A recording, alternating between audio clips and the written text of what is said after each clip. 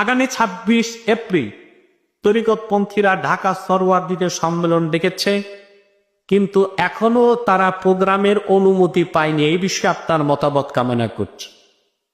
দেখুন, তরিকতপন্থী পীর মাশায়েখ ২৬ এপ্রিল একটা প্রোগ্রাম থ্রো করছে সরওয়ার্দীতে। তো উচ্চ প্রতিনিধি দল আমার কাছে কালকে দেখা করছেন দাওয়াতের জন্য। আমি তাদের কল্যাণ কামনা করছি এবং আমি এই প্রোগ্রামটা সফল হোক এটা চাই। তা আমি কষ্ট পেলাম একটা জায়গায়, মার্চ ফর গাজা তারা করবেন সরওয়ার্দীতে। অসংখ্য পীর মাসে প্রায় ৫০ জন পীর সাহেব একমত হয়েছে। কতজন? প্রশাসন নাকি কোনো মুখী দিচ্ছে না। প্রশাসনকে বলবো এই ইনজাস্টিস, অবিচার, বেইনসাফ, বৈষম্যতা করবেন না।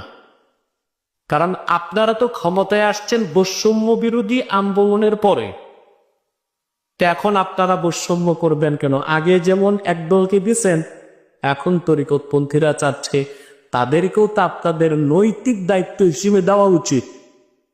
মানে এক দলকে দিছে খুশি করছেন, আরেক দলকে দিবেন না, এটা কি বৈষম্য না? কথা বলে না।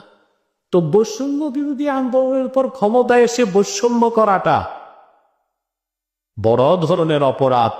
আমি মনে করি এই কাজটা করবেন না আপনারা। জাতির মধ্যে বিভক্তি সৃষ্টি করবেন না। আগে যেমন নিরাপত্তা দিচ্ছেন, ব্যবস্থা করে দিচ্ছেন, এখন অনেক পীর মাশায়েখ এক হয়েছে, গাজার মুসলমানদের পক্ষে আওয়াজ তুলবে। আনন্দ লাগছে, তারা শর্ত দিছে কালেমার পতাকা নিয়ে সবাই যাবে ইনশাআল্লাহ। আমি তাদের কল্যাণ কামনা করি, সফলতা কামনা করি এবং প্রশাসনকে জোর অনুরোধ করব তাদেরকেও অনুমতি দিয়ে ধন্য করবেন।